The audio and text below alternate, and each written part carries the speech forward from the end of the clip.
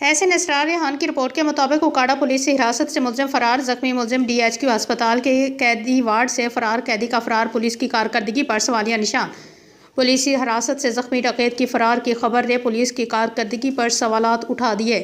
ملزم ساجد والد ممتاز جو سکنہ 27 GD کا رہائشی ہے، سنگین جرائم جیسے ڈکیتی، رازنی اور چوری میں ملوث تھا، کو پہلے ایک پولیس مقابلے میں زخمی حالت میں گرفتار کیا گیا۔ مقدمہ نمبر 788/24 کے تحت جرم 334 اور 353 کے الزامات میں اکاڑا DHQ ہسپتال کے قیدی وارڈ میں رکھا گیا تھا، جہاں سے وہ فرار ہو گیا۔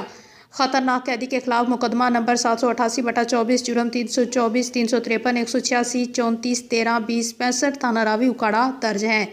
ملزم کے فرار کے بعد DPO راشد ہدایت نے اس واقعے کا سخت نوٹس لیا اور فوری تحقیقات کا حکم دیا۔